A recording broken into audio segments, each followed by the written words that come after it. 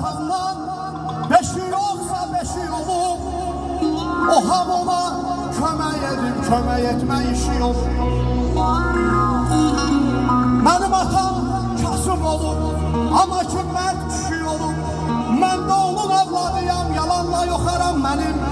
Bircə tikə dəyməyibdi, heç dilimə haram mənim. Atam mənə verib öyüd nəsiyyətini, çalış, çalış qoru abrını, ismətini. Mən atamın, mən anamın saxlayıram hörmətini. Məndən görüb götürəcək, evdə körpə balam mənim. Bircə tikə dəyməyibdi, heç dilimə haram mənim.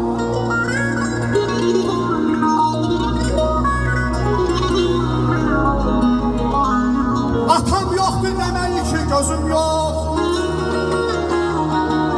atasızlar haqqında heç sözüm yox. Kiminsə var dövlətində gözüm yox. Kişi kimi qazanmadı, mən atamdan öyrənmişəm.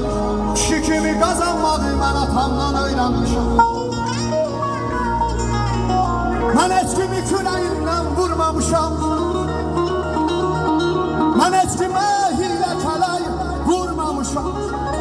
Mən heç kimin yolu üstə durmamışam. Hamıyla xoş dolanmağı mən atamdan öyrənmişəm. Kişi kimi qazanmadı, mən atamdan öyrənmişəm. Dost dostuna verər mi can?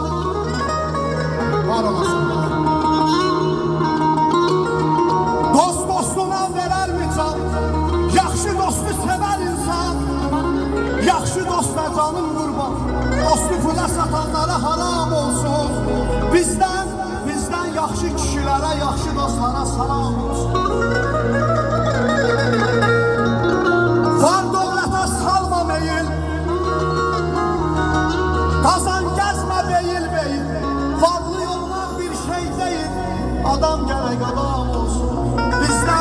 Bizdən yaxşı kişilərə, yaxşı dostlara salam olsun. Ailəsini fikr eləyən kişilərə, Allah'ına şükreləyən kişilərə, kişi kimi ömr eləyən kişilərə kömək ol ki imam olsun.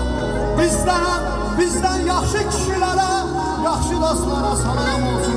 Bir alqışlayaq yaxşı kişilərimizi. Biraz hızlı oxuyalım, ama buna doğrudan alqış düşür. Həzimizin dünyada öz adı var. Pəncəlimiz iftixardır, iftixar.